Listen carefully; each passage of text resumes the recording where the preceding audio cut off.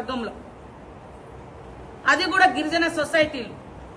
ఇవాళ ఎవరు దందా చేస్తున్నారు? నీ నాయకులు ఇక్కడ మొన్నటిదాకా అన్నలు బెదిరిస్తారని చెప్పి పిస్తోల్ పెట్టుకొని రియల్ ఎస్టేట్లు చేసి దందాలు చేస్తున్నారు. ఇక్కడ ములుగులో ధరణి పేరుతో భూములు ఎక్కించుకున్న వాళ్ళు ఉన్నారు. దళిత బంధు పేరుతోటి డబ్బులు తీసుకొని ఇయ్యకుండా ఇప్పుడు మళ్ళా ధర్నాల కోసం డ్రామాలు చేస్తున్నారు. అంటే డబ్బులు ఇచ్చినోడు అడుగుతున్నాడు కాబట్టి మేము ధర్నా చేస్తున్నాం. అరే వాళ్ళు ఇచ్చిన లిస్ట్ ఎందుకైతే జెన్యున్ గా మళ్ళీ మేము ఇచ్చే కార్యక్రమం ఉన్నప్పుడు జెన్యున్ గా ఎంక్వైరీ చేసి ఎవరు దళిత బిడ్డలు ఎవరున్నారు, వాళ్ళ స్టేటస్ ఏందని చేసే ఇస్తాం కదా. ఇట్లాంటి అన్ని డ్రామాలు ఈ రకంగా చేసి ములుగు ఒక చరిత్ర ఉంది. ములుగు ఒక ఉద్యమాల చరిత్ర, అది ప్రజల కోసం పనిచేసే చరిత్ర, సమ్మక్క సార్లమ్మ చరిత్ర, కాకతీయ హెరిటేజ్ ఉన్నటువంటి చరిత్ర, అడవులున్న చరిత్ర, అమాయక ప్రజలున్న హిస్టరీ, ఈ యొక్క టూరిజం ఉన్న హిస్టరీ. దీన్ని రాజకీయ ప్రయోజనాల కోసం మర్చిపోయారు మిమ్మల్ని అని చెప్పి కేవలం ఎన్నికలప్పుడే వస్తారు వీళ్ళందరూ. పోయిన ఎన్నికల ముందు వచ్చి డ్రామాలు చేశారు. మరి మళ్ళీ ఈ 2 ఏళ్ల నుంచి ఎందుకు రాలేదు మీరు? ఇప్పుడు మళ్ళీ స్థానిక సంస్థలు వస్తాయేమో అని మళ్ళా పాపం నిన్నటి దాకా పదవులలో ఉన్నోళ్ళని జెడ్పీటీసీలు, చైర్మన్లు, వైస్ చైర్మన్లు, మాజీ ఎంపీపీలు కూడా ఇక్కడ వాళ్ళు ఇన్ని రోజులు హన్మకొండ అటు ఇటు ఉండి ఏ ఊర్లలో పోలేదు. ఇప్పుడు వచ్చి మళ్ళా కనబడుతున్నారు. అంటే ఇది ఓట్ల డ్రామా కాకుంటే మీకు నిజంగా చిత్తశుద్ధి ఉంటే మేము ఏమన్నా తప్పులు చేస్తే వాటి మీద నిర్దిష్టంగా మాట్లాడాలి. ఇది జరుగుతుంది, దీని మీద యాక్షన్ తీసుకోండి అని కలెక్టర్కి ఇవ్వండి, లేదా కోర్టులు వేయండి, ఏమన్నా చేయండి.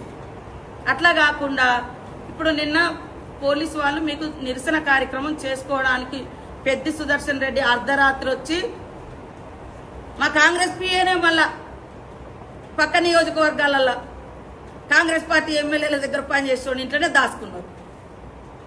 ఎంత దుర్మార్గం ఉంటుందో. కొంతమంది ఇక్కడేమో కాంగ్రెస్ అంటారు, టీఆర్ఎస్ అంటారు, పక్క నియోజకవర్గాల్లో పోయి కాంగ్రెస్ అని తిరుగుతున్నారు. మరి పక్కన పెట్టుకుంటోళ్ళకి లేదా? వీళ్ళు ఒక జెండా పెట్టుకొని ఇంకో జెండా పట్టుకో ఇంకోళ్ళతో పని చేయించుకుంటోళ్ళకి అంటే తిరగటోళ్ళకు లేదా అనేది ఇక రేపెల్లుండి మా నాయకులు మాట్లాడతారు. కాబట్టి దయచేసి తక్షణం గీయాలి. కానీ నాకు వచ్చిన 3500 దాంట్లో నేను ముఖ్యమంత్రి గారితో మాట్లాడి రాష్ట్ర వ్యాప్తంగా కూడా ఐటీడీఏలకు గతం నుంచి కూడా ఇల్లులు ఇచ్చిన చరిత్ర ఉంది మన ప్రభుత్వాలలో. బీఆర్ఎస్ అయితే ఐటీడీఏలనే నిర్వీర్యం చేసేసారు. కాబట్టి మళ్ళీ ఇయ్యాలంటే దాదాపుగా 20-22 వేల ఇల్లులు అదనంగా ఐటీడీఏలకు ఇల్లులు ఇచ్చి ఇవాళ ఇల్లులు కట్టేయడంతో నాకు ములుగుకు 5000 ఇల్లులు వచ్చినాయి. మొన్న పొంగులేటి గారు వచ్చినప్పుడు నేను అదేవిధంగా బలరాం నాయక్ గారు అన్న ఇంకా ఇల్లులు కావాలంటే ఇంకొక 1000 కూడా ఇస్తాను. పెడుతున్నాం దఫల వారికి ఇంకా ఉన్న ఇల్లులు వాటి అన్నిని పెడుతున్నాం. దయచేసి మాయ మాటలు పట్టుకొని ఆత్మహత్యల వైపు లేదా చిల్లరగా తిట్టుడు వైపు చేస్తే ఏం సాధించలేదు. మన ప్రాణాలకు మనమే పోతాం తప్ప రాజకీయ ప్రయోజనం పొందాలనుకున్నాడు వాళ్ళు పొందుతారు, కానీ మీకు నష్టం జరుగుతుంది. ఈ నియోజకవర్గంలో ప్రజలందరికీ కూడా నేను ఒక మీ ఇంటి ఆడబిడ్డలాగా చేస్తా ఉన్నా కాబట్టి దయచేసి బీఆర్ఎస్ మాయలో పడకండి. అదేవిధంగా ఇక్కడ ఉన్నటువంటి అధికారులను కూడా ఏం తప్పు చేయకున్నా ఎవరి మీద కేసులు పెట్టకున్నా ఇప్పుడు పోలీస్ రాజ్యం అని పోలీస్ అధికారులను కావాలని అంత ఎస్సీ ఎస్టీ బీసీలో 90% దాదాపుగా 9 మండలాల్లో ఎస్ఐలు సిఐలు ఒకరిద్దరు తప్ప మిగతా అంతా అట్టడుగు వర్గాలు ఎక్కువ బీసీలే ఉన్నారు. అలాంటి వాళ్ళని ఇలా టార్గెట్ చేసి నువ్వు వాళ్ళ ఆత్మస్థైర్యాన్ని వాళ్ళ మీద బెదిరించుడు, వాళ్ళ డ్యూటీ వాళ్ళు చేసుకుంటారు. ములుగులో పత్రికా సోదరులకు అందరికి తెలియదా? చాలా స్మూత్ గా మన ములుగులో జరుగుతుంది, కానీ వాళ్ళు సహించలేకపోతున్నారు. దయచేసి నేను ఒకటే డిమాండ్ చేస్తున్నా, కేటీఆర్ నీకు నేను ఇంతకుముందు అన్నట్టుగా నువ్వు నిజంగా వాస్తవాల మీద బతికటోని అయితే నువ్వు మనిషివైతే మేము ఎవరిని కేసులు పెట్టి జైళ్లలో రాజకీయ కక్షలలో ఎంతమంది బలయ్యారో చెప్పు, మేమన్న లిస్ట్ అంతా దిస్తాం. మీరు వచ్చినప్పుడల్లా మా వాళ్ళు ఎంతమందిని ఇబ్బంది పెట్టిరో మేము చేస్తాం.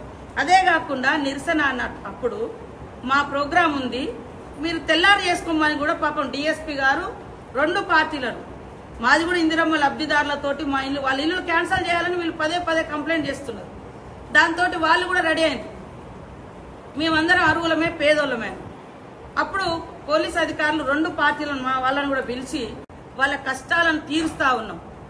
ఆ రోజు కూడా ఉద్యమ కాలంలో మీరు కిరోసిన్ పోసుకున్నట్టుగా డ్రామా చేస్తే అగ్గిపేట దొరకలేదని మీరు సేఫ్ సైడ్ లో పెట్టుకొని ఆ యొక్క దృశ్యాన్ని చూసి అరే ఏమో అవుతుందని 1200 మంది పిల్లల్ని పొట్టన పెట్టుకున్నారు ఆ రోజు.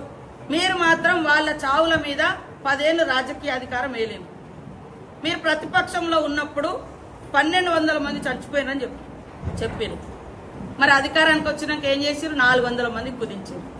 వాళ్ళు ఎప్పుడు కూడా బీఆర్ఎస్ వాళ్ళు అధికారంలో ఉన్నప్పుడు అణిచివేతను ఆయుధంగా ఎంచుకొని పనిచేసారు, ప్రజాగొంతులను తొక్కేసారు, అదేవిధంగా ప్రశ్నించే వాళ్ళను జైళ్లలో పెట్టారు.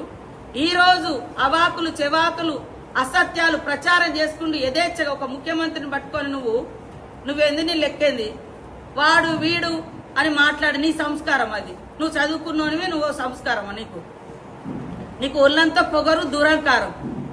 కాబట్టి ఆ రోజేమో తెలంగాణ ఉద్యమం పేరు పెట్టి రెచ్చగొట్టి ఇతరుల ప్రాణాలను బలిగొని వాళ్ళ శవాల మీద వాళ్ళ త్యాగాల మీద మీరు పదవులు పొందారు.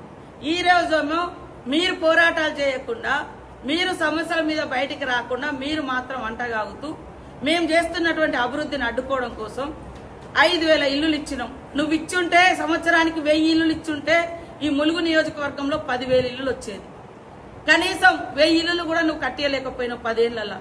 ఈ రోజు మేము ఇస్తుంటే ఆ పేర్లు పెట్టించి వాళ్ళని ప్రేరేపించి ఆత్మహత్యలకు కారణమయ్యి రాజకీయ ప్రయోజనం పొందుతా ఉన్నారు తప్ప, అదే నాగయ్య చచ్చిపోతే కనీసం వాళ్ళ ఇన్ఛార్జ్